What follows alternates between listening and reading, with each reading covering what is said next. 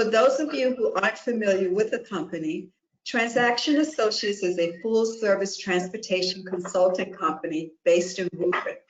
We operate regional groups called TMAs, or Transportation Management Associations, and we work with individual clients to manage their on-site transportation programs. Everything we do is centered around decreasing traffic, improving air quality by reducing the number of people who drive alone. We also have a division of our company that operates shuttle services. Today, you'll be hearing from Galen Moog. Galen is the Executive Director of MassBike, your statewide bicycle advocacy organization. Before taking the helm at MassBike, Galen worked at Landry's Bicycles for 5 years and helped start up the Hubway bike share company for the first 3 years of the program. Though he works on a lot of broad issues such as policy, legislation, funding, education, and more, Galen especially enjoys working to teach folks some of the basics of biking, to break down barriers and get more folks riding more bikes more often. He is currently working out of his home in Austin and taking solo rides every so often to keep sane. Today's webinar will focus on the ABCs, air, brakes, and chain of basic bike mechanic. If you like, feel free to post your photos using hashtag #TABikeSanity, or you can feel free to email me at sgallimore@transactionassociates.com. Throughout the webinar, we will welcome your questions and we will try to answer as many of your questions as we can. However, there's quite a few folks on the line, so if we don't get to all of your questions, we will respond back via email. So please use the chat or the question on the sidebar of your screen to post any questions that you would like to ask Galen. Plus, we will also have time at the end of the webinar for additional Q&As. So now, please welcome Galen Moog. Thanks, Sophia. Can everybody hear me okay? Thumbs up? Great, excellent. Thank you, Sophia, and the whole team at TransAction for inviting me here. Usually we do these in person, so my apologies for having to make this a virtual webinar. Hopefully the framing, the video, and the position of the camera is working for everybody. As Sophia mentioned, I'm the Executive Director of MassBike. We do statewide bike advocacy, which is a lot of things. So if you want to plug in with MassBike, ask me any questions. I'll share my email at the end, but just so you have it, Galen, it's Galen @massbike.org, or you can go to our website, www.massbike.org, to see some of our work and to keep in touch. Today, we're going to cover just the very basics of making sure that your bike is safe to ride. Typically, we do these for commuter purposes because we like to encourage people to think about getting to and from work, or maybe a lunchtime ride. One, for reducing congestion. We, on a normal day, usually have the worst traffic in the country. And for climate purposes, we need to reduce our greenhouse gases, and transportation accounts for up to 40% of Massachusetts greenhouse gas emissions. And 3, for your physical and mental health. So I'm here to encourage you to ride, and part of that encouragement is to make sure that the functionality of your bike, the mechanics of your bike, are actually good to go at the very start of every ride. We're going to have a couple of questions and some polls as pop up. So I'm going to ask the TransAction team to, whenever it seems appropriate, to throw some polling questions up. So if we pause for a few seconds during this presentation, don't worry, we'll come right back. And there are 98 of you on this webinar right now, so I'm very grateful that you're taking your time on this Tuesday. But if there are questions that we don't cover, feel free to pop them in the chat or be in touch with either Sophia or myself, and we'll do our best to get back to you in a timely manner. We're here to make sure that your riding is good for you. So to start, I'm just going to roll on through. We'll try to wrap this up within an hour, even though we're going to cover a lot of ground. So here is my bike. Let me see if I can get a good angle of it. This is essentially my mountain bike. I'm going to use this bike because it has, I'll move this out of the way. The mountain bike has some functionality to it, which makes it easy to manipulate and easy to show some of the mechanics. Now, your bike might have differences than my bike, but it'll still have the same basic 3 principles of what we're going to cover: the A, the B, and the C, the air, the brakes, and the chain. That means we're going to check the pumping of the tire, make sure the tire is the right pressure. We're going to check the conditions of the brake, make sure that brake is attached, and I'll show you how to manipulate the brake on your own with no tools. And we'll talk about the functionality of the chain, which is the go of the bike. Make sure that your chain is clean and smooth and able to shift and function properly. If there's anything more to your bike that we don't cover today, keep in mind that your bike shop probably is open, your local bike shop. MassBike did advocate pretty strongly at the beginning of the stay-at-home order to make sure that bike shops were considered essential services and that bike repair was on par, if not sometimes more important than auto repair. So chances are that your bike may need a tune-up if it's been a while. If you're just pulling your bike out of the basement or the garage after all winter, you may want to send it over to the bike shop, and they're probably open with modified hours or modified protocols to make sure that there's no contamination, there's no spreading of the virus, and there's probably some social distancing practices involved. But I bet you that the local bike shop would really encourage your support. So that's just my pitch there, that we're going to cover the basics. But anything more, you might want to talk to a professional mechanic. All right, so we'll get going. I don't know if, Sophia, if we want to start with one of the polling questions now, but I'm curious as to how many of you might be following along at home with your own bike, because that's something that you might be able to do right now as well. If you've got your bike, feel free to grab it. And if you are tuning it up, there are probably some differences from your bike to my bike, but it would be good to know how many of you are in real time. Yep, so we're conducting the poll right now. We're about 20 seconds in, so getting some good responses. So we'll probably leave it open for another 10 seconds, and then we'll show the results. And we'll jump right in.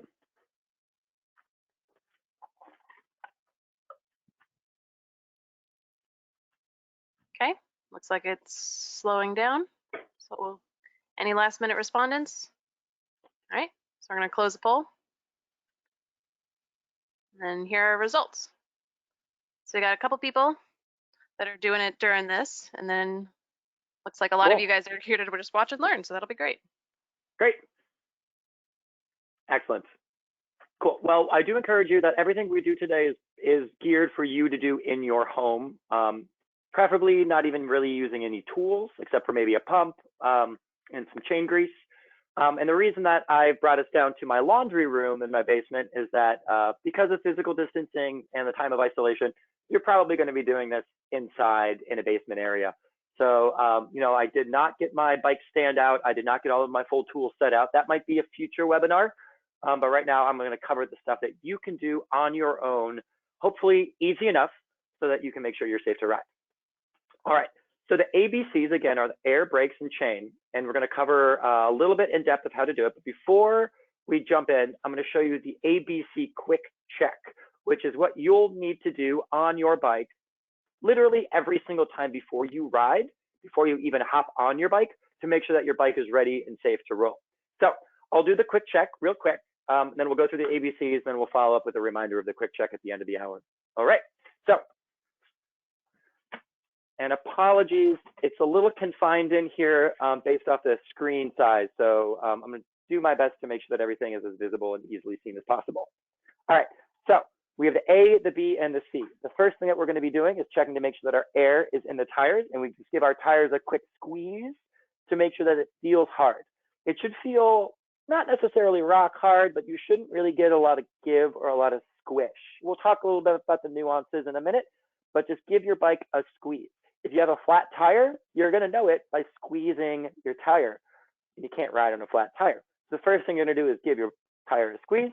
Then, of course, check the back wheel. Ooh, this one's squishy. We're going to have to work on this one. If I can get my thumb in there, and you can almost see my thumb press in, a little hard to see, but I am getting a good squish.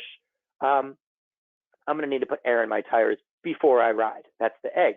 The B is to squeeze my brake levers, back brake and front brake, make sure that they lock out, and I'm going to rock my bike back and forth. Make sure my wheels don't move. I'm holding down my brakes and rocking my bike and the wheels don't move. Then I know that my brakes are attached and that they're working okay. And I want to know that before I'm on my bike and halfway down the hill. And the last thing I'm going to check is my chain. Angle it down here. The chain is the go of the bike. Sometimes the chain can pop off. So what I'm going to do is probably lift up my back wheel just a little bit and spin the pedals to make sure that my rear wheel moves and that my chain is actually attached. And I'll show you how to put the chain back on if it's ever fallen off, and we'll show you how to clean the chain when we get to the C. The A, the B, and the C, the air, the brakes, and the chain. It's about a 10-second check. You just squeeze the tires, squeeze the brakes, rock the bike, lift up the back wheel, give it a good spin, make sure that the chain is attached and in the right gear. And then I'll probably do the same, well, I should do the same for my front wheel. I'll give it a good spin as well. Just pick it up and give it a spin and make sure nothing is rubbing. Make sure there's no misalignment of the brakes. And if I'm hearing a rub, then I'm gonna need to fix it.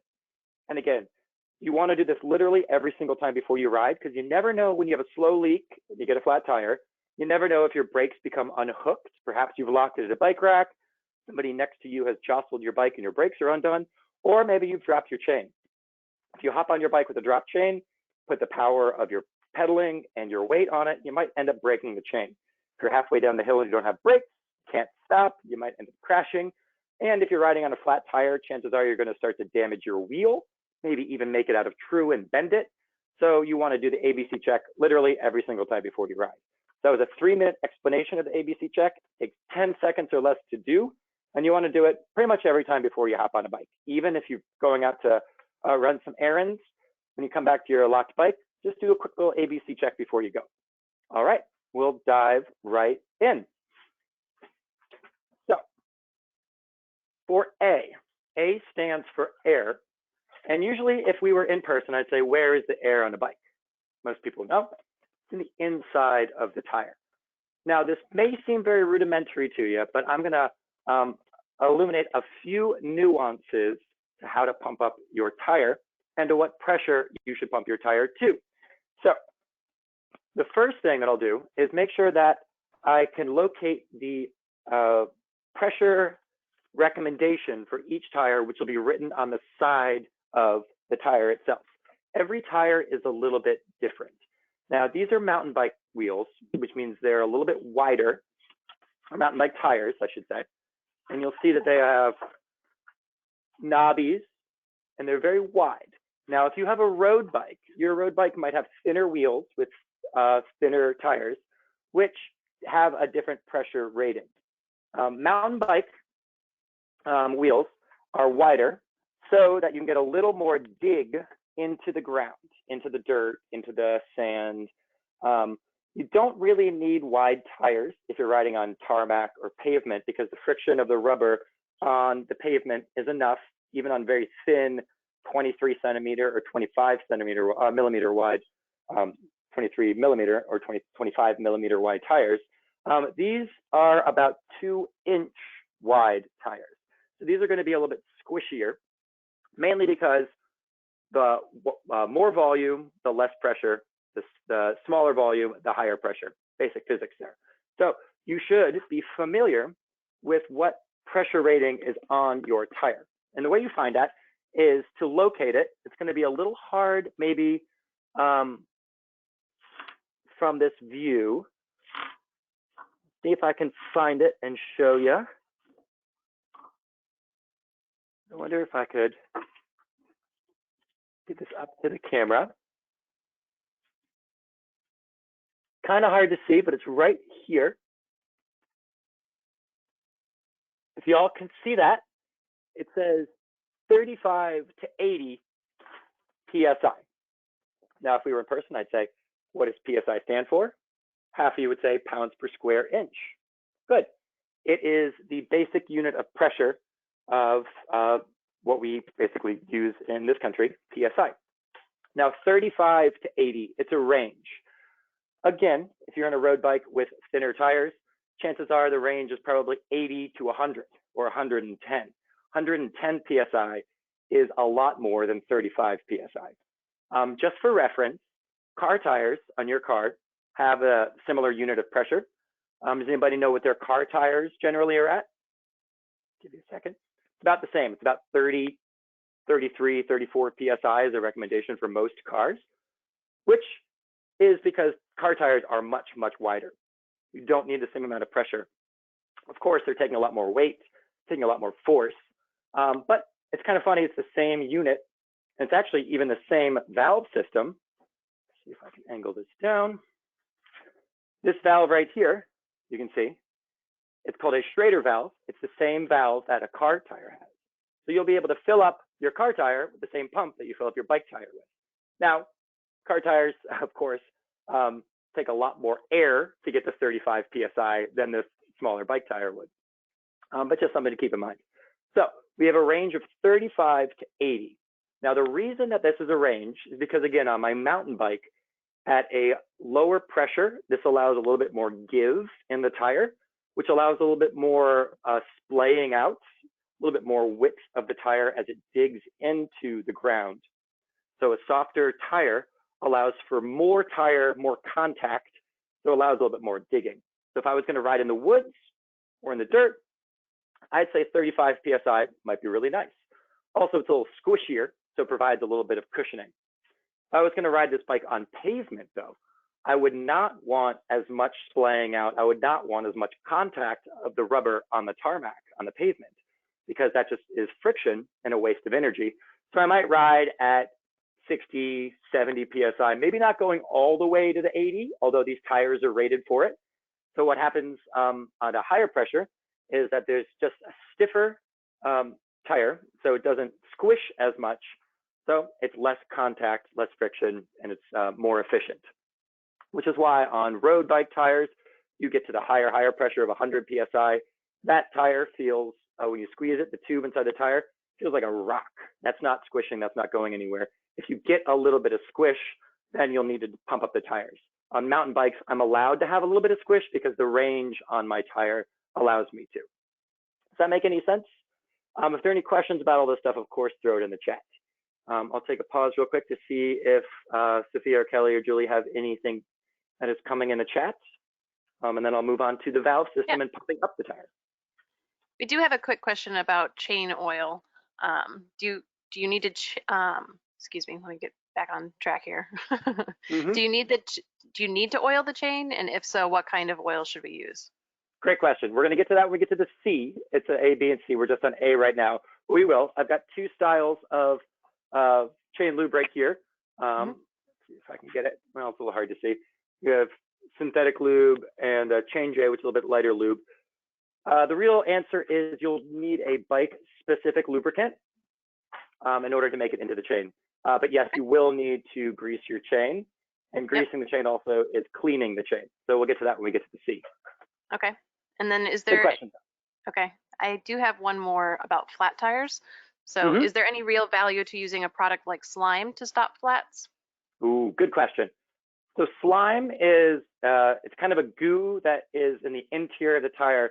So if you get a flat, it fills the gap where the hole is and plugs the hole. It's fine if you are not inclined to, say, change your tire and tube yourself. However, if you have slime and then you do need to take the tube out to replace it, because eventually it will need to be replaced, it is very messy. It is very gooey. So it's kind of a balance. If you are wary or worried about being out on a ride and getting a flat tire and not knowing how to change it yourself, slime is a good alternative to, or a good backup, a little safety net, we'll call it, kind of like a firewall to make sure that that flat can fill. But when you do need to replace the tire and tube system, green goo is going to get everywhere. So it just makes it a very messy process. Great. I think that's all the questions I think we have for right now. All right. So knowing that I have a range of 35 to 80, I'm going to want to make sure that I know what terrain I'm riding on and that both my wheels, both my tires, I should say, have the same range. And it's a little hard to see here, but this one is actually a 35 to 65 range. So I'm probably going to put both tires at around 60 if I'm going to be riding out in the real world. Again, higher pressure, more efficient, but then there's just a little bit more propensity for potentially, if the tire is in bad condition, you could blow it out. But if you're too low, and I think if we can get it here, you can kind of see this squish that I can do in here. It's kind of hard to see, but I can really squish this tire. If I squish this too much, what will happen is the tube inside of the tire will pinch against the rim if I hit a curb or pothole or a rock, and the tube inside of here will pinch against the rim and give me a pinch flat, which is the most common form of a flat, where basically you get two small little holes in the tube and you get a whole flat tire, and you can't really do anything about it. You have to change it out or patch it. So again, if you have a squishy tire, you run the risk of, see if I can demonstrate here on the camera. It's a little hard to see, but I'm really being able to dig in here. Yeah, what'll happen is the tube will pinch against the rim to get a pinch flat. So you want to make sure that you're at least at the minimum recommended pressure. And then once you hit there, it's just a matter of preference as to how much pressure you want in there, as long as you're past the minimum. A couple of nuances about tires, about tubes, I should say. I'm sorry, I'm getting confused. I'm usually better about the nuances between tires and tubes.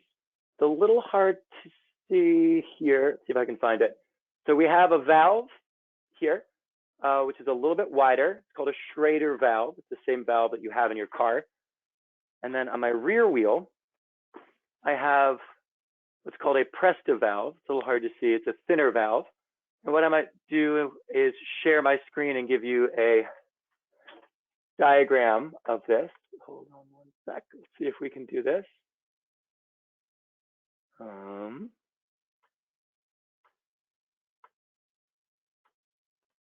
While you're doing that, Galen, we do have a quick question. Are tires typically the same when the bike is purchased, unless one of them has been replaced?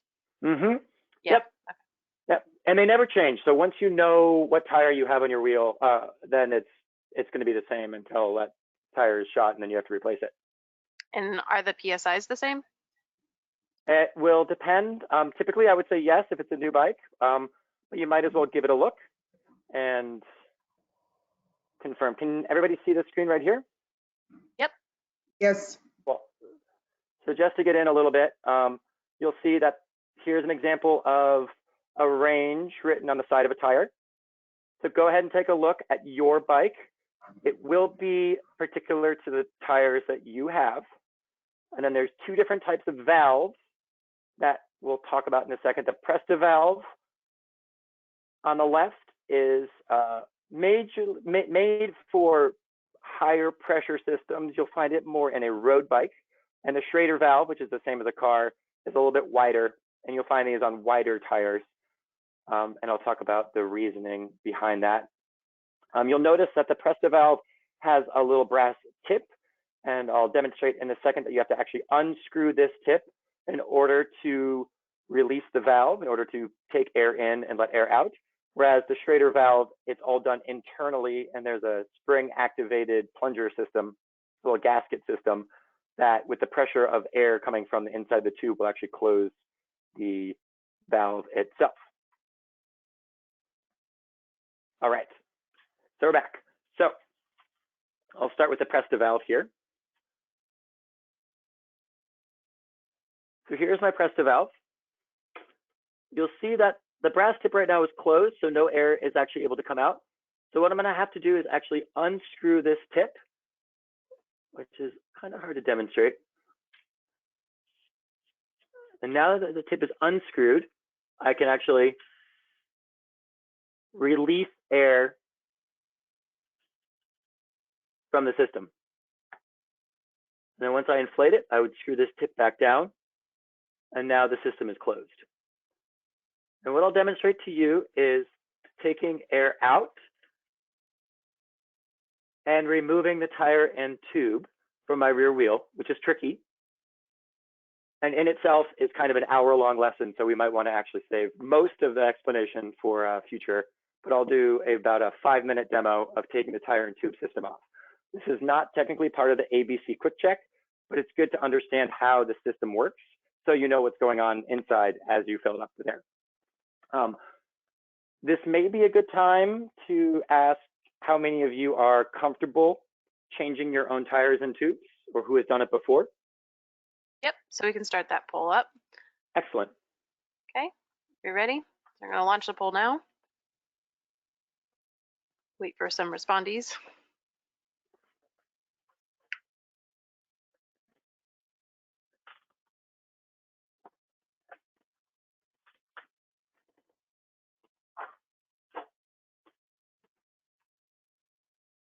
I'll leave the poll open for about another 10 seconds. Excellent. Some final respondents.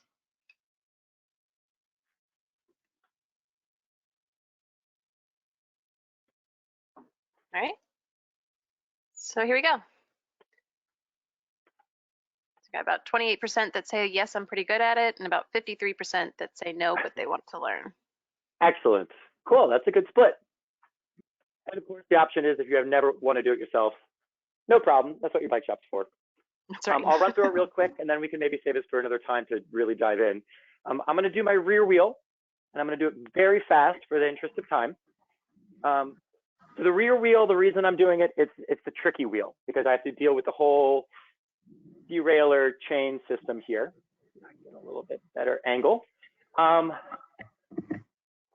it's a multi-step process, and I'll walk you through it. First thing I'm going to do is take my chain and shift it so that it goes furthest out in the gears.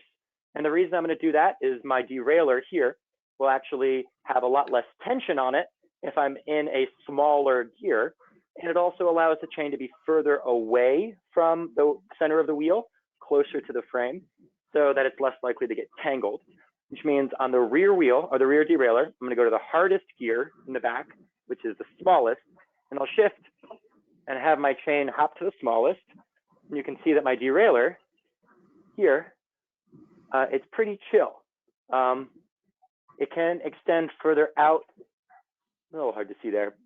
Maybe I'll demonstrate here on a bigger gear. You can see my derailleur stretch. And so there's a lot of tension going on right here. But if I drop down to the smallest cog, and you can watch my chain hop as I pedal forward, you see my derailleur kind of chills out. So that takes a lot of the potential energy away from the derailleur, moves the chain further out. Second thing I'm going to do is detach my brakes. And this is why we check our brakes, is because it's actually very easy to unhook your brake. Let me show you here on this bike. And again, your bike is different than mine, but chances are there is what we call a quick release system on the bike. So on this one, it's actually, I just kind of pull my brake in, pop my brake cable off, and now my brakes are unhooked. So I've moved my chain, I've unhooked my brakes. Now I'm going to go to my quick release lever, which is this lever right here that holds the wheel on. Your bike may or may not have a quick release. If you do not have a quick release, you're going to need to have a 15mm wrench in order to loosen this nut. But on a quick release system, I just can flip this lever. And this is a lever that closes to lock it in place and then opens by pulling down, and now my wheel is loose. And so now I've unhooked the brakes. I've moved the chain to the easiest position to remove it.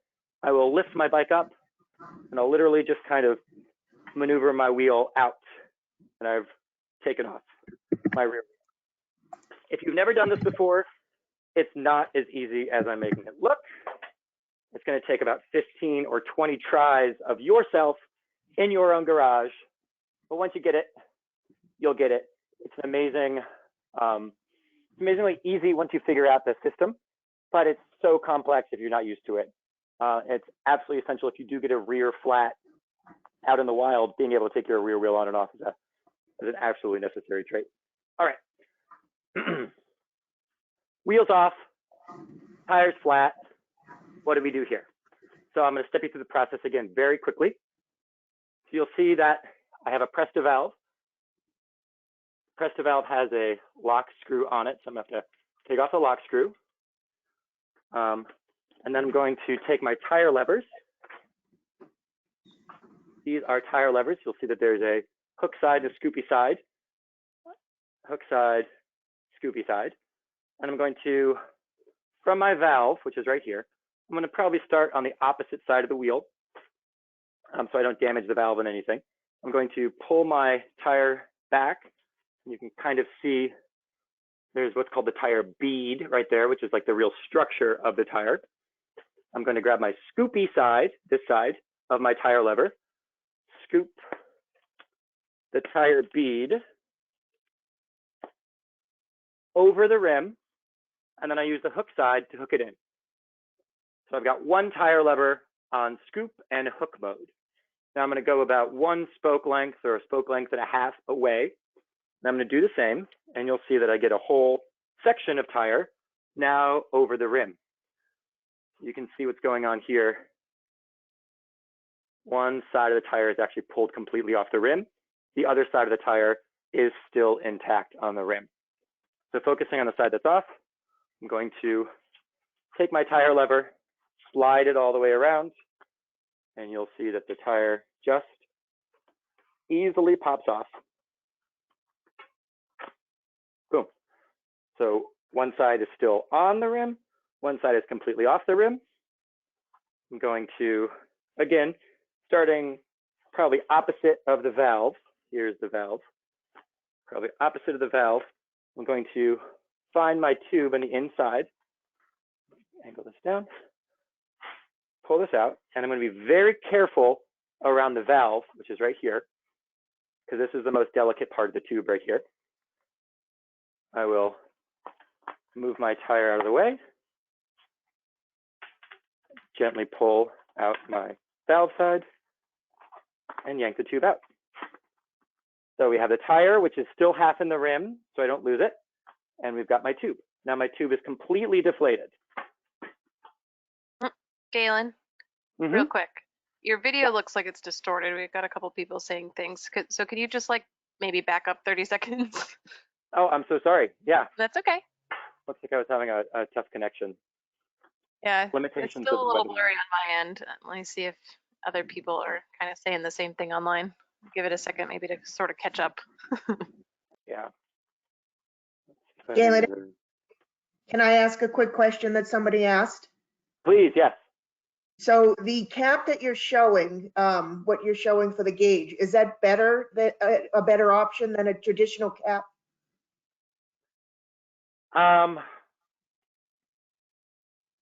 For the, What are we talking about the valves? Yes. Great. I should have mentioned that there's 2 different types of valves. There's the thinner Presta one and a fatter Schrader one because there's different widths of tires. Chances are with a tire this wide, I'm probably going to have a Schrader, even though I have a Presta now. Really, you should know what the wheel takes. Some wheels take a Presta, some wheels take a Schrader. And there's really only 2, so you'll just need to know which one your bike is, which is important if you're purchasing a tube.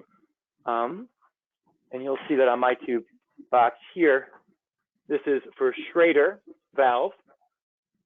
And if my wheel was not wide enough to accommodate a Schrader valve, that wouldn't help me. I would need to get a Presta valve tube. So it's important for you to understand not just how much pressure your wheels require, but which valve system it takes. Great, Yeah. Thank you. Also, your video seems to be better, so I think we're good to go. Excellent. Yes. Yeah. Thanks for accommodating. Yep. So what I did for those who missed it was basically when I separated out the tire system, and I'll reverse it when I put it back on, I just basically kind of gently tugged on the inner tube. And once I was around the valve, as it sits in the rim, I made a very gentle move to pull the valve out. So I've got my flat tube. We'll save this for the longer one, but if I was going to diagnose why I got a flat tire, I'm going to need to put air into the tube and locate the hole as it exists in the 3-dimensional space of the tube. And then I can match that hole with where on the tire and rim system that hole exists and try to find if there's a staple or a piece of glass, or maybe it was a rim damage, or whatever the problem was. But you're going to need to fix the problem before you change the tube, because if you put a tube back in and you still got the piece of glass or the staple, you're just going to get another flat. But that said, we'll say that for another time. What I will say though is that if you've got a flat tire and a busted tube, chances are you're probably going to want to have a spare tube on you, or a secondary tube. You can patch a tube and save yourself some money. However, you know, even somebody like me who is very familiar with this, I'm only like a 9 out of 10 success rate on patching tubes, maybe even like a 60% rate sometimes. Patching for me is not always the most reliable.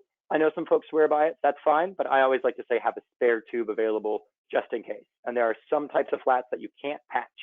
Again, we'll cover that in a future session. So imagine that this tube is a new tube. I pulled it out from my box, it's fine. But you'll see that it doesn't have any shape to it. So the first thing that we're going to want to do in order to put the tube back in is make sure that it looks round and has some three-dimensionality to it. Otherwise, you're going to get buckles and twists, which could lead to tragedy later. To put some air in, you grab your pump. Here's my nifty little pump. You'll see it's a floor pump with a gauge. It has 2 different holes in the pump head, one's for the Schrader, one's for the Presta. Different pumps have different abilities. Different pumps are equally frustrating for different reasons. Your pump is different than my pump. However, hopefully the pump head that you have has ability to do both Presta and Schrader. Sometimes it's only one hole that can accommodate both. We call that a universal. Sometimes there's 2 different holes, one smaller than the other, one smaller for the Presta, one's wider for the Schrader. So you'll see that on mine. There's 2 options. I'm going to take the smaller hole, which is the bottom one. Make sure that my brass tip is unscrewed so I can put air in. And with just a few pumps, about 2.5 pumps, you'll see that now my tube has some structure to it. I will screw down the brass tip so I don't lose any air. And I'll go to reset the system. Now again, I've got my tire half out and half in the rim. If I was doing my due diligence, I would be feeling the inside of the tire for any debris. Does make my hands a little greasy, that's okay. I should be wearing gloves. Frankly, we should all be wearing gloves these days. I have a pair of gloves for the next part, but you can also use a rag or something else to rub the inside of the tire to clean out any glass, staple, debris. And if you notice something, you might need to pick it out of the tire. Sometimes, if the tire is worn down especially, it'll get a rock or a piece of glass or something, it'll wiggle its way through, and you need to remove it. All right, that said, I'm going to find the valve hole side, and it's a little hard to see my valve holes right here. And I'm going to take the valve, I'm going to put it into the hole, and I'm going to fold the tire kind of over it. Now here's kind of the tricky part. You're going to want to tuck the tube into the back end of the tire. And again, half the tire is still in the rim, like this side, and the other half of the tire is fully off the rim, so I can access the space to get the tube in there. At this point, I've kind of got my tube in the right spot. I'm going to let a little air out. Even though I've put air in to give it shape, I'm going to take air out to give it a little bit more wiggle room. And then starting from the valve, I'm going to just kind of roll the tire back into place, and the edge of the tire, called the bead, will lock into the rim.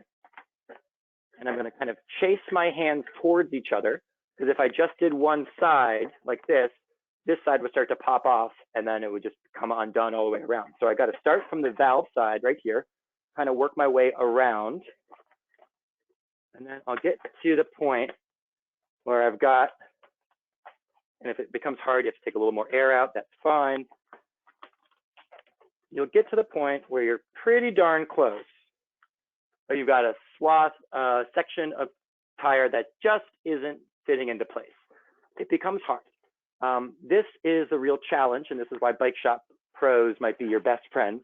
But essentially, you want to take your thumb, and from the meat of your thumb is right about this side. You want to kind of roll the tire back into place and just kind of finagle it in until you get to that last section here and just kind of pop it right in. Boom. Now, I made that look very easy. Part of that is I've done this hundreds of times. Part of it is also a wider tire, a more flexible tire, and an older tire, so it's not as stiff. If you have a road bike that's got a new tire on it, you might struggle really hard to pop it in place. Try and keep at it. The first time you do it, it's going to be hard. Second time you do it, it's going to be a little easier. By the 20th time, you'll be a pro. So if you really want to get good at this, do it 20 times in your garage and you'll be good to go. I'm going to check all around my tire and rim, make sure that nothing is poking out, make sure the tube is not poking out, and then I'm going to go and inflate. I'll do this quickly.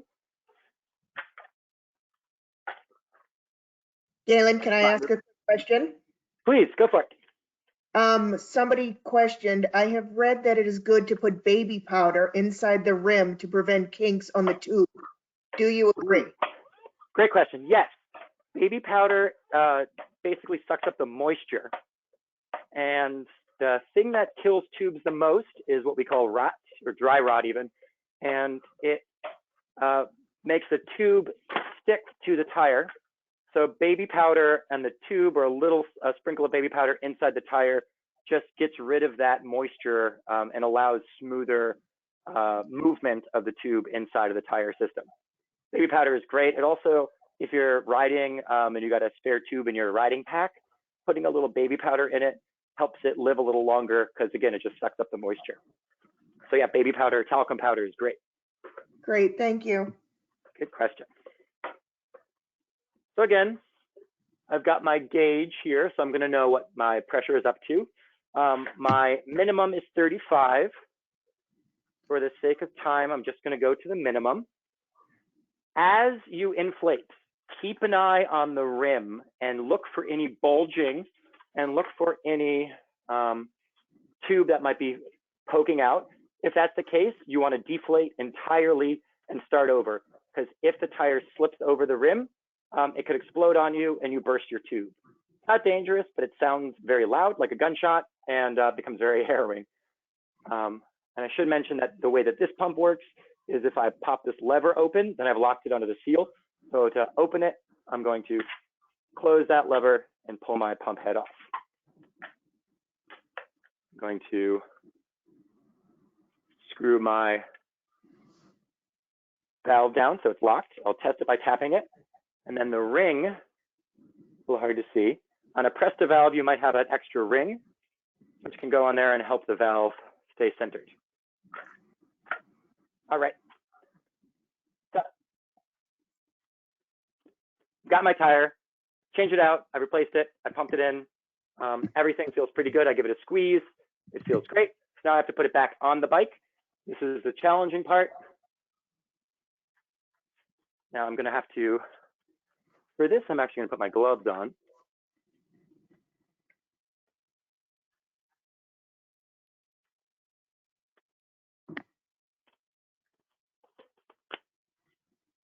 And gloves are good to have just generally, of course.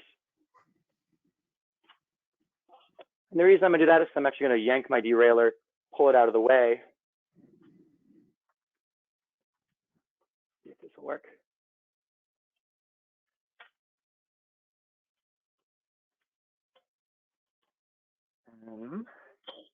I can get a good angle here for you. I actually have to kind of move the derailleur system out of the way in order to get my axle to fall into the spot on the frame, what we call a dropout. And sometimes you have to manipulate the chain, but you can kind of just pull the derailleur out with my thumb. What'll happen is it'll give me some space to lock the wheel back into place. And then you're going to want to tighten down the quick release lever. Maybe give the wheel a good spin, because the chain, of course, popped off.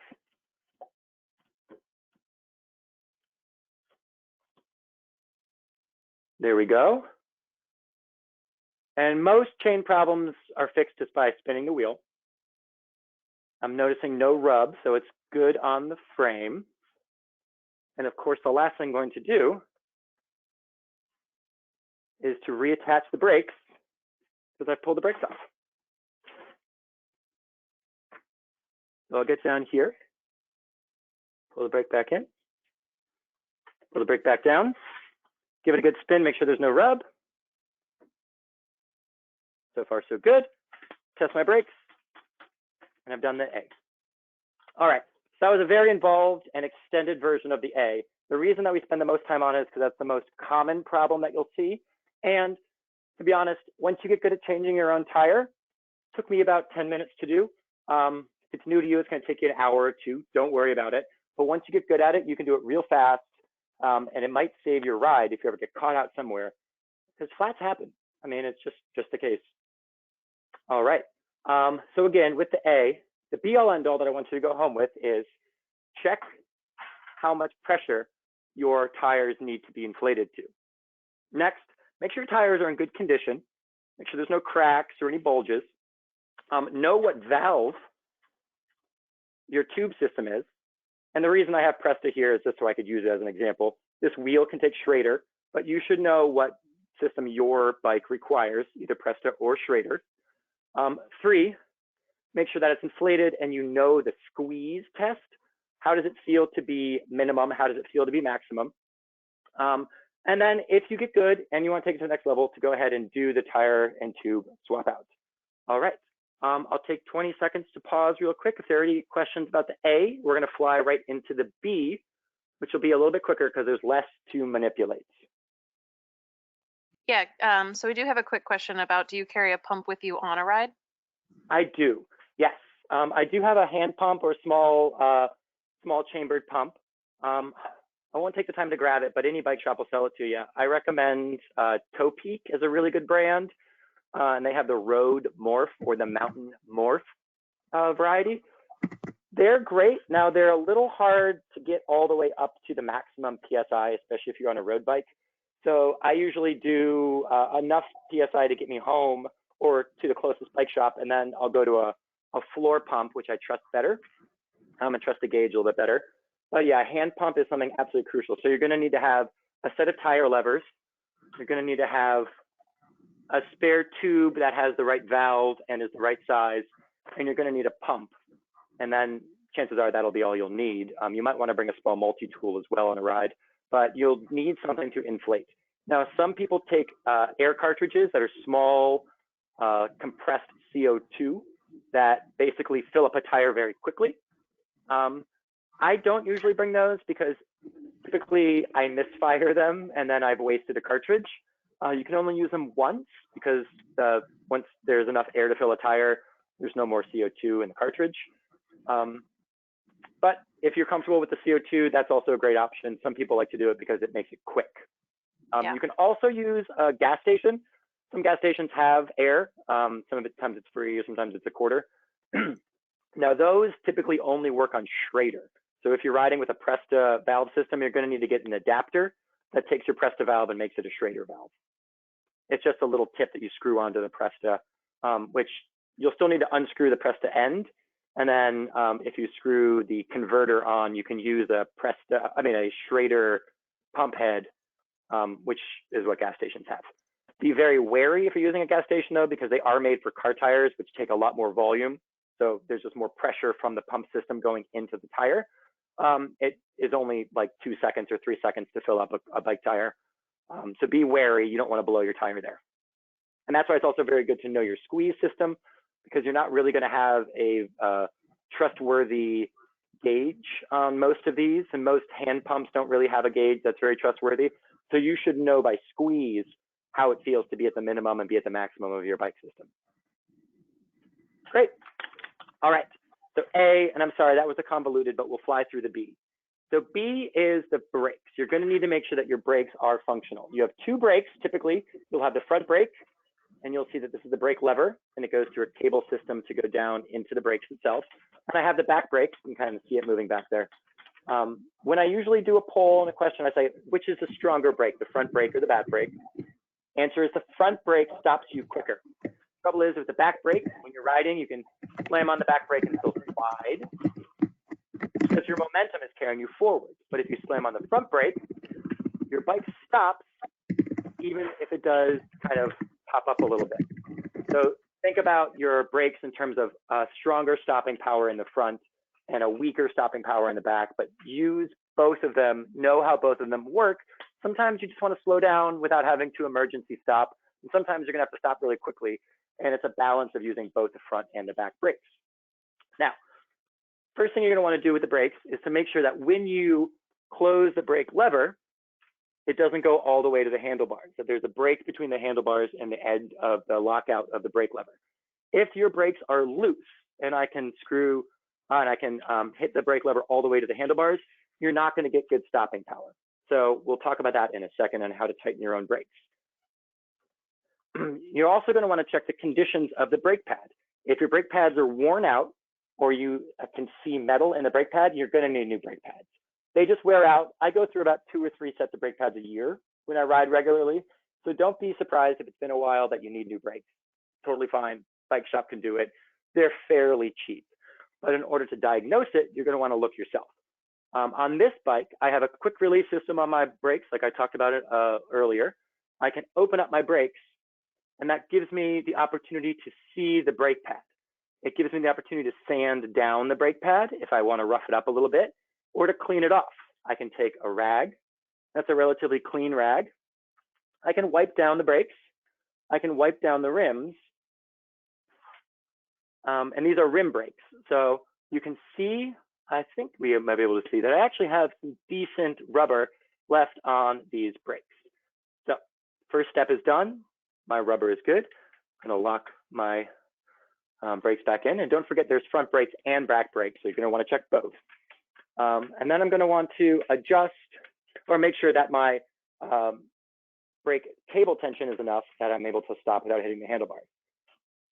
Once you've checked the brake pads, you're going to want to check the cable tension. This is what you can do on your own at home with no tools. These brake systems, this is a rim brake, which means it stops at the rim, but it's also a cable pull system, which means that there's a cable that goes from my lever down to the brake. If it's a cable pull system on your bike, there will be a spot somewhere along the cable line where you'll have a little ridged barrel, which you can turn and manipulate. You can see it here on this bike, it's right here. And what this does is by turning this barrel, I can change the tension of my cable. And the way it works is by screwing in, I've basically loosened my cable so I can pull my handlebars, I can pull my brake lever all the way to my handlebars. And that's no good because I don't really have good stopping power even when my brakes are fully closed. You see that? So what I'm going to want to do is tighten my brakes by finding the little barrel that I can turn and unscrewing it. You can kind of see it come out, and it's a lefty loosey righty tighty. You can kind of see it come further out. And then now my brakes lock out with space. And I've basically locked my wheel up. This is called a barrel adjuster. You're going to need to get familiar with where along the cable line your barrel adjuster is. Sometimes it's at the brake lever, and sometimes it's on the brake itself. But the barrel adjuster is probably the best secret tip that most riders are never told about when they buy their bike from their bike shop. The beauty of the barrel adjuster is you can change the tightness of your brakes mid-ride with no tools, just by turning the little barrel. And again, unscrewing it tightens the brakes. And the reason how that works is it basically elongates the housing. This is a little bit more detailed than you probably care about, but it elongates the housing while keeping the fixed points of the cable. So it makes the cable distance, what the cable has to travel through a little bit longer, thereby cinching up the cable and bringing the brakes kind of closer into the rim. It's a slight adjustment that you're going to need to know how to make, and feel free to make it. There is a limit to how much you're able to unscrew. And once you're done with the barrel adjuster and you can't really tighten your brakes any further, chances are you're going to need new brake pads anyway. But the beauty is as your brake pads wear down, you can just do a couple of turns with the barrel adjuster to make sure that your brakes are nice and tight. So again, the be all end all for brakes know that your front brake and your back brake stop you in different strengths. Keep in mind about the brake pad condition and know that you're going to need to change brake pads, and play around with your barrel adjuster so you know that when to tighten. And you can even loosen your brakes if you want to as well. If your wheel's got a wobble or something, you can kind of get a little bit more distance between the rim and the brake. It's very simple, it's very easy, but you're going to want to make sure that your brakes are nice and tight and strong so that you can do emergency stops. And because your brakes have a quick release, you want to make sure that your brakes are still attached, because with an ABC check, that's how we make sure that we can stop before we're halfway down the hill. That's it for brakes. It's pretty simple. I'll pause for a second. Any questions before I jump into the last few minutes of the chain?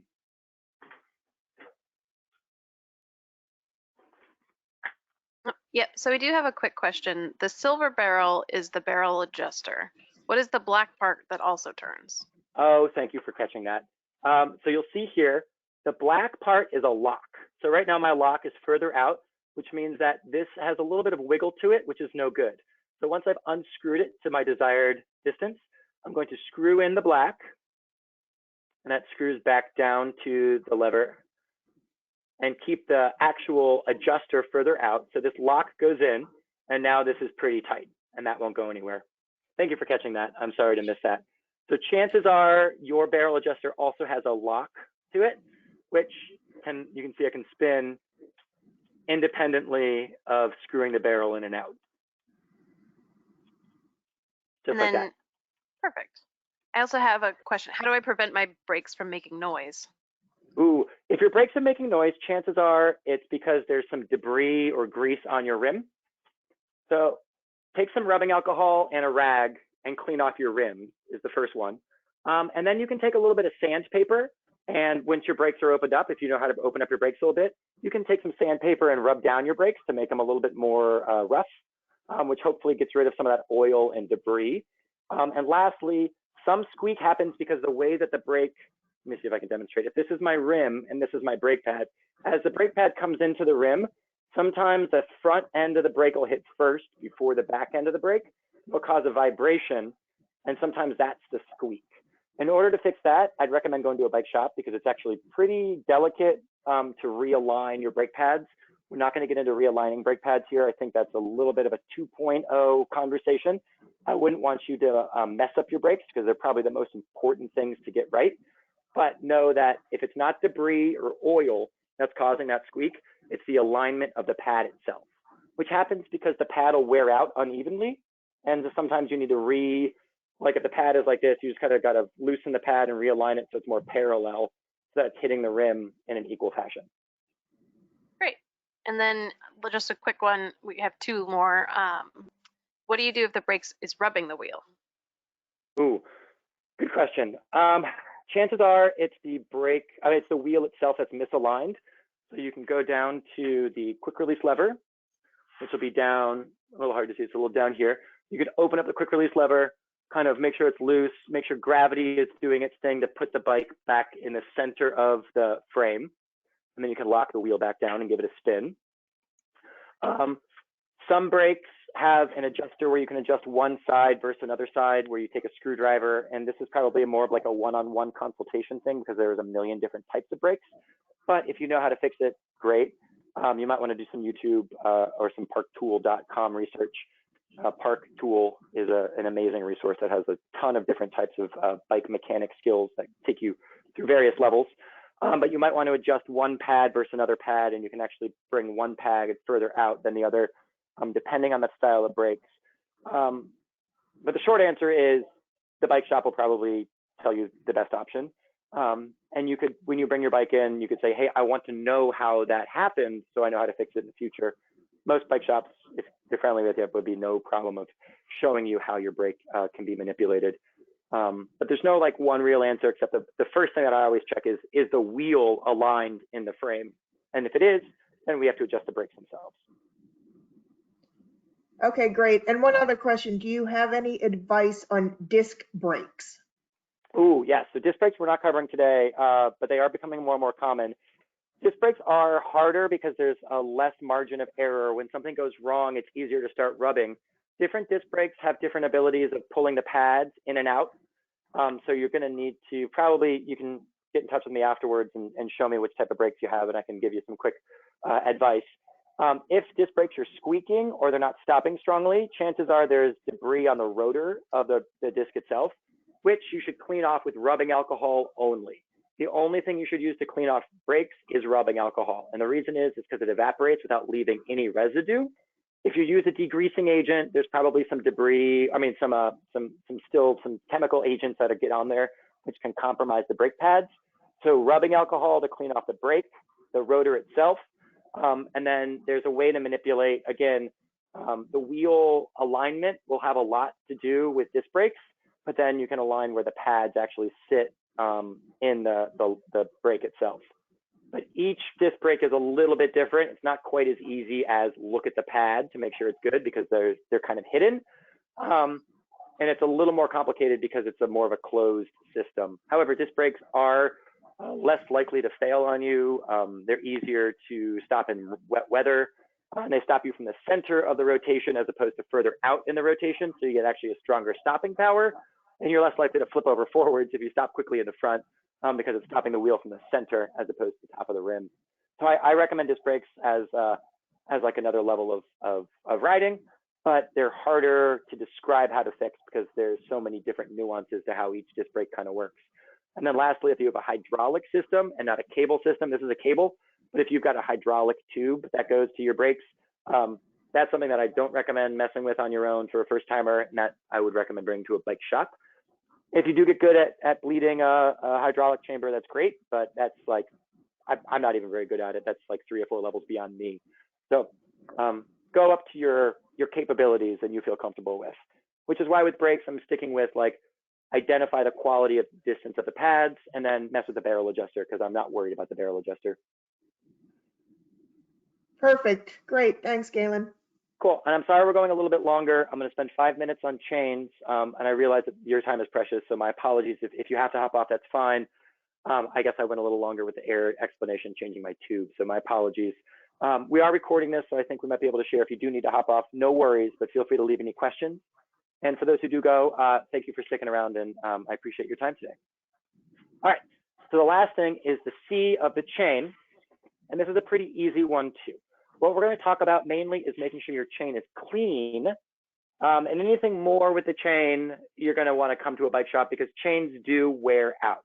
You will wear down the chain if it's ever really skipping on you, or if it's ever slipping off of the gears. Chances are you've just worn down your chain to the point of needing it to be cleaned. But that said, what we're going to do today is just clean the chain, and then we'll take it from there. So in order to clean the chain, I'm actually going to take my bike and flip it upside down. And I'm doing this so it's easier for you to see and it's easier for me to manipulate. All right, so the chain is the go of the bike. And when you spin forward, what happens is the chain goes from the crank system to the chain ring, and the chain will flow through the derailleur. It kind of goes like an S form in the derailleur. See if I can get this a little closer. And that's actually what moves the rear wheel. Now, there's a lot of power going on when you're sitting on your bike and you've got your weight and you've got the power of your legs. And if something is off on your chain, it actually can be very dangerous because if you ever break your chain or your chain skips off, because you're putting so much force on it, you could damage the teeth of the cogs here, or you could snap your chain, or you could throw your derailleur off. So you want to make sure that your chain is in pretty good condition and that whenever you're pedaling from a stop or you're changing gears, that you're still pedaling forwards, but you're pedaling lightly, because any strong pedal stroke on a twisted chain could be ruinous. What we're going to talk about today is cleaning the chain, and this is something that you're going to want to do maybe, I would say once every 4 to 6 weeks if you don't ride regularly, or if you do ride regularly before you go off on a long ride, or after like a particularly rainy week. There's a 4-step process for cleaning the chain. It's very simple. You wipe the chain down with a rag, get the initial debris off. Second step, you take some chain lube. Something like this is great. This is a Pedros brand. It's biodegradable. This is called Chain J. It's pretty thin, like olive oil. You put a chain lube, 1 drop on each link. That's the second step. The third step is you just wait, or maybe you run the chain and you make sure that lubricant gets through the chain, in the chain and out, kind of flushes it out. It takes about 15 minutes sometimes if it do it on its own, or some people wait overnight. Some people do a whole ride. And then there's the fourth step, which is wiping down the chain afterwards. Arguably, the fourth step might be the most important step because you want to make sure that your chain is not greasy and shiny and attracting all the grit. But some people kind of skimp out or forget about that fourth step, and they end up kind of attracting more gunk and grit in the chain, which in the end could wear out the chain. So let me describe why it's important, and I'll use my little chain model here. So here is my chain. This is cool. We made this with a jigsaw and some plywood. This is basically the functionality of a chain blown up. And you'll see that there are rollers inside that can spin. A little hard to see, but those are rollers. And there's a pin that holds the whole chain together. Now, if we were in person, I would hand this around and you could take it off yourself. But here's the pin, outer ring, inner ring, and then there's these rollers. So this is what's going on inside the chain. There's a lot of really thin, really delicate pieces of metal that once debris and grit gets inside of the chain, and you can think of all the hundreds of thousands of rotations and movement that's going on in the chain, it's going to wear down, based off friction, it's going to wear down the interior of the chain. So what we do when we clean a chain is actually not just lubricate the outside so that it can flow through the teeth of the cogs and stuff, but you're actually going to be using the chain lube to clean the interior of the chain so it flushes through the chain, and any grit, any bits of road, dirt, or even bits of metal that are inside the chain get washed out. And that is super important to think about because blown up, you can kind of get a conception of the chain, but we're talking something really tiny here, right? This is like this small little interior of a chain that you can see here. Little bits get in there. So the best way to clean it out is using chain lubricant. Now I have two different types here. One is synthetic lube. One's called Chain J. One is much more thin than the blue stuff. And there's different varieties. I don't care which you use as long as you use a bike specific. There's wax lubricant. There's really thick stuff. There's really thin stuff. The thinner the lubricant, the more it will clean inside and the more it wears out. So the more you're going to have to reapply every couple of weeks. The thicker the lubricant, the longer it'll stick around, especially in wet conditions. So typically we call it dry lube or wet lube. Dry lube is for drier conditions. Wet lube is for wet conditions. The reason that it's wet is that it sticks thicker and lasts longer. But the reason that the dry lube works, and I prefer, because it's actually a little bit better of a solvent to clean the interior of the chain.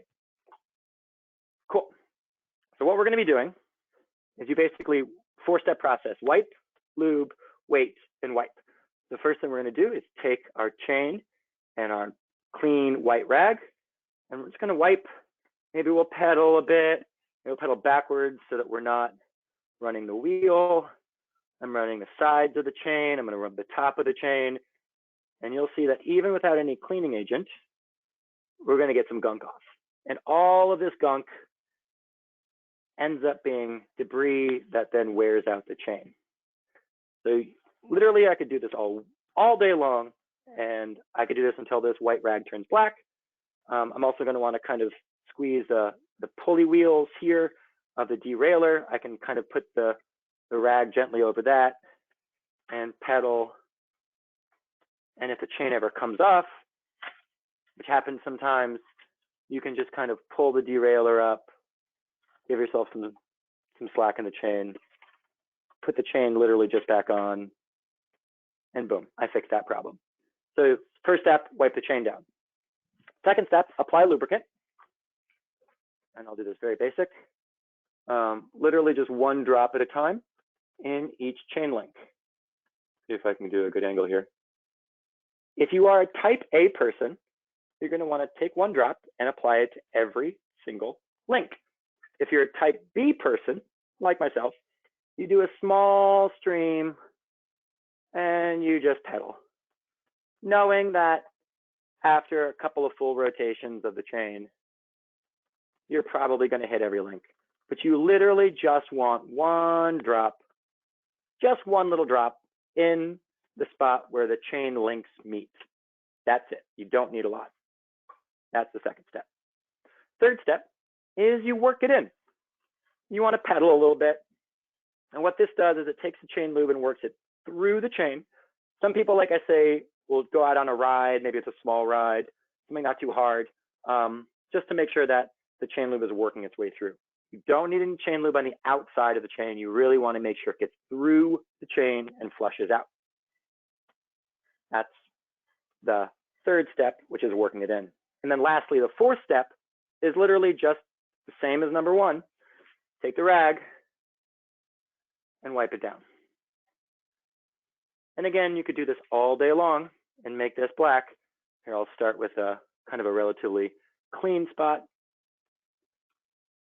Let's see if I can find it here. This spot, just to demonstrate purposes. And you'll see that you start to get all that blackness out. All of this blackness is grit. All of it is stuff that will destroy the interior of the chain. And once the interior of the chain becomes worn out, the chain becomes too wiggly, just for structural integrity purposes, and it won't lock onto the gears as you need it. So again, it's very simple. Just a wipe down, lube it up, wait, and wipe it down again. And what we're trying to do is make sure that the chain lube gets through the chain. You need no chain lube on the outside, even though you think because it's running, it needs to shift and kind of catch the teeth of the cogs and stuff. Not really. You just want to make sure that your chain is greasy in the interior. Besides that, there is a little bit more to a chain. We could do a demo on how to replace a chain, but the most common thing that happens in a chain is that, frankly, when you're riding, you've overshifted or something has happened and your chain has actually popped off. Can't ride your bike like this. So what you're going to have to do is be pretty careful, especially if you don't want to get your hands too greasy. But you can physically pull the end of your derailleur up, and you'll see the slack that happens in the chain here. Then I just kind of place the chain on the teeth of the front cogs. Let's see if I can turn this. And with no force of pedal stroke of a body weight or anything, I'm just gently pedaling. And then once I feel that the chain is back on, I'll pedal forwards, move that rear wheel, and make sure it's all locked into place. So again, the be all end all for a chain is make sure it's clean and make sure it's attached. And if you're in a wrong gear, you just pedal forward and chances are your chain will reset itself because that's how the derailleur system works. That's the C. That's kind of the be all end all of the C. It's not a lot to it. Just make sure that your chain, if it sounds like you're riding with a family of mice, lots of squeak, squeak, squeak, time to lubricate your chain. All right, I realize we've gone about 15 minutes over. So I will end with a quick redux of the ABC check because it takes only 10 seconds. Again, A is air. Just squeeze the air. Squeeze your tires to make sure that they feel like there's appropriate air in there. B is brakes. Make sure that your brakes lock out before they hit the handlebars, and that when you squeeze them, you can rock the bike and your brakes are in good condition. And if not, you can play with the barrel adjusters. And C, make sure your chain is nice and clean. And if it's in good condition, you'll pedal forwards and you'll have that rear wheel move. And that seems pretty good. And then I'll spin my front wheel again to make sure there's no rub. And again, it just takes squeezing tires, squeezing brakes, pedaling forwards, spin that front wheel, and that's the ABC check. All right, thanks for sticking with me. I'm happy to take some questions, and I appreciate all of your time. Hi, Galen. We got a couple for the chains. So what happens if the chain comes off the back end, the gear area? Yeah, you can kind of do the same. If the chain comes off the rear gears back here, like right now, you can kind of still give yourself some slack from the top of the chain and just kind of replace it and then pedaling forwards. If that happens when you're shifting, chances are the derailleur system itself, which is the rear here, which moves the chain in and out, is misaligned, and it's allowing the chain to move too far one direction, which means it hops off the gear system. That's a 2.0 level fix right there, and I'd recommend taking to a bike shop. But there are what are called limit screws on the derailleur, which will prevent the derailleur from going one direction or another direction, which prevents the chain from actually hopping off the gears. If the chain gets stuck, say between the cog and the frame, you're going to need to be careful because sometimes that jams up and the rear wheel can't move. So using a pair of gloves or maybe a rag, you can kind of just lift the back chain and kind of replace it on the cog. And then thinking that you're in the right gear, you'll just pedal forwards and the chain will usually settle in the gear that's supposed to be in. Okay.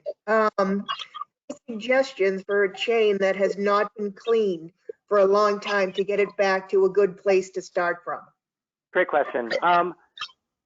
I've actually, if you're capable of taking the chain on and off, which some people can't, that's not a big deal.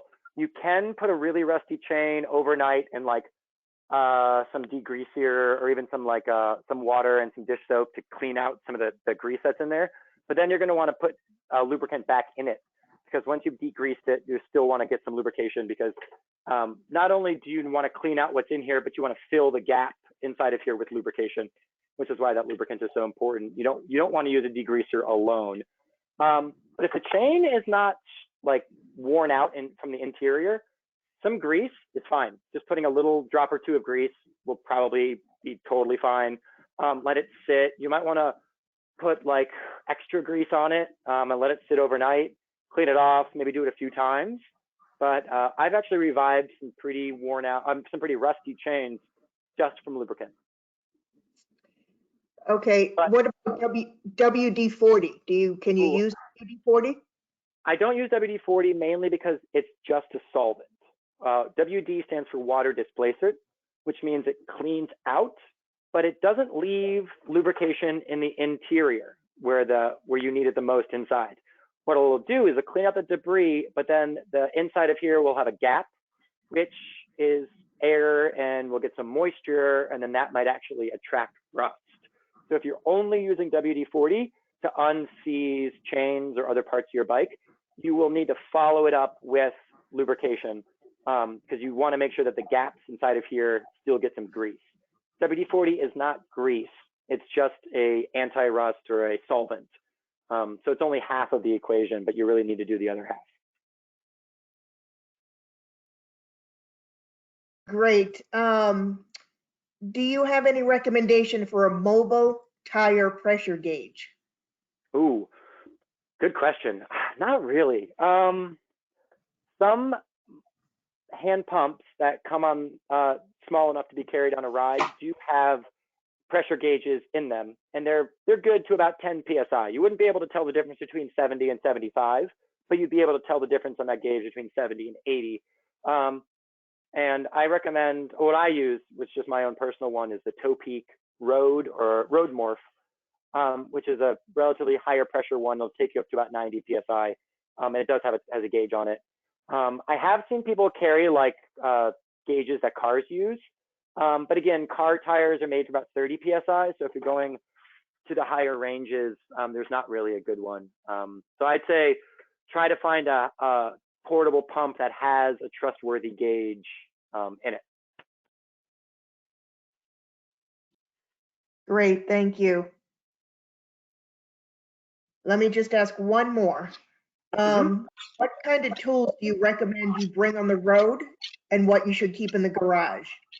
Oh, excellent. In the garage, I'd recommend a floor pump, something that has a big chamber so it's easier to fill your tire. On the road, I'd say a small pump, and I'm sorry I don't have one to showcase, but some tire levers so that you can remove the tire. I'd recommend a multi-tool like this, which we actually didn't use today. All the stuff that we were doing didn't even require this, but this has a chain breaker and all the Allen wrenches, sizes, and some screwdrivers.